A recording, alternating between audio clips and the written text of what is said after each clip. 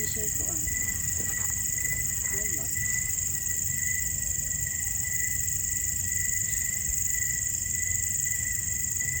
Hindi mong gupulang talisan. Sige. Huwag ko ibabang. Hello, magandang araw. Minsan may mga natatanggap tayong tanong. Nagtatanong sila, ano ba ibig sabihin ng 18650 battery or 18650? So, ano nga ba? Ano nga bang 18650? Usually, yun yung ginagamit natin for flashlights, ginagamit siya sa laptop, yung mga mini electric fan, ginagamit din yan. Maganda kasi siya dahil matagal and then rechargeable. So, pakita ko lang sa inyo kung ano ang 18650. So pag sinabing 18650, mas malaki siya konti dun sa AA battery. So ganito po itsura niya. Ayan.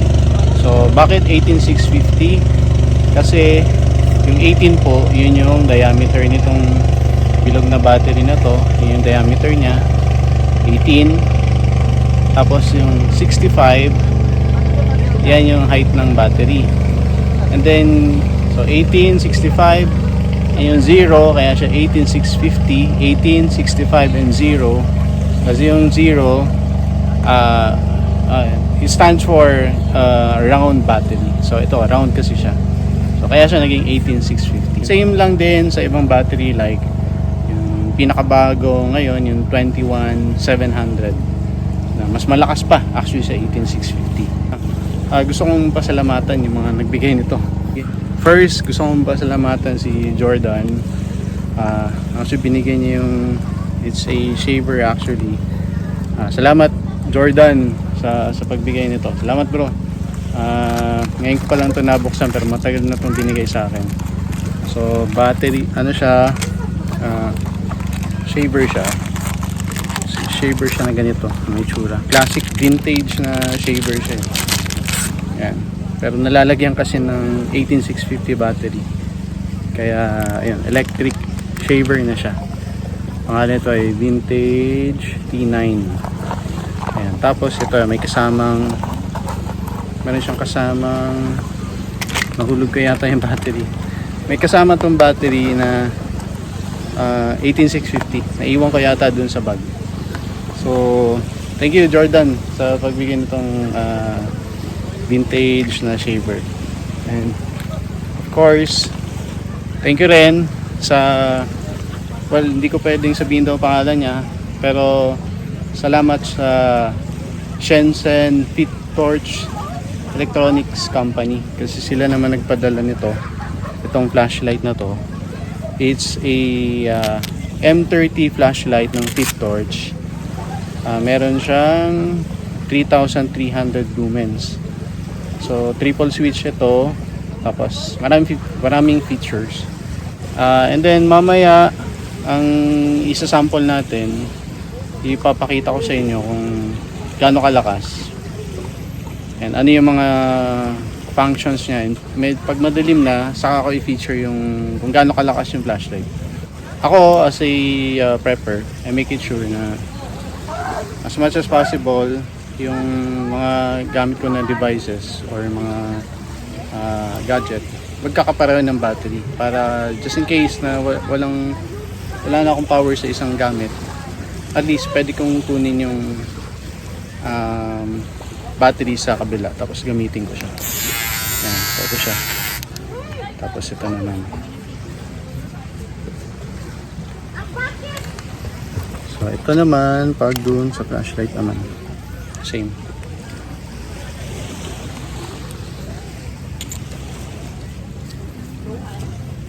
Okay. By the way, nung binigay nila sa akin to, kasama na yung battery nito. Tapos kasama yung lanyard. And then meron siyang holster.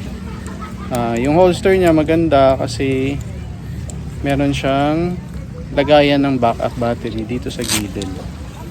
So ganito siya. Ito yung tsura. And then ganun. Dito mo pwede ilagay yung extra battery mo. Okay. So once again, Thank you, Jordan Romana, for the vintage T9 electric shaver. And thank you, Shenzhen P-Torch Electronics Company, for this M30 flashlight.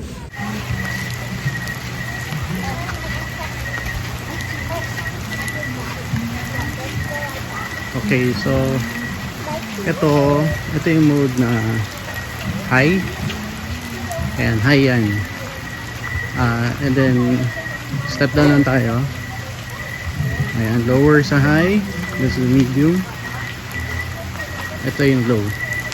Tapos magsustrobe ito. I mean, yeah, strobe yata. I mean, yan pa pala yung low. And then after the low is strobe. Ayan.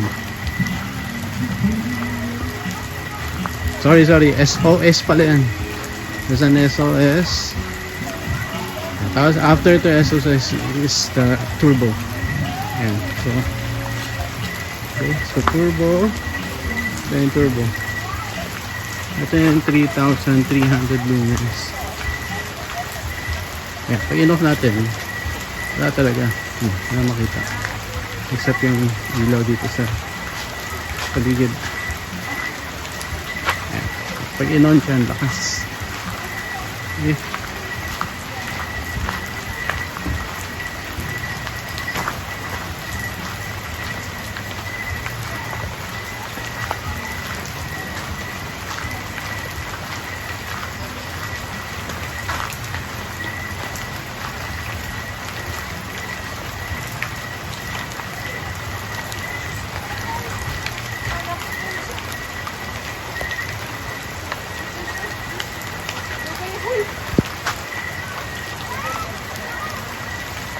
Pag wala, pag wala, and then I turn it on. Ayan, ano siya.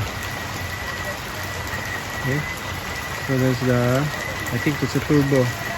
And then high, medium, low, and then there's the SOS, and back to turbo. Okay, so ganun siya. Okay. Ang turbo is 2 minutes, tapos mag-step down siya to high after 2 minutes. Okay. So tingnan niyo pag wala.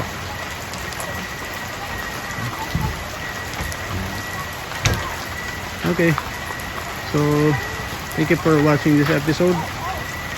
God bless you all.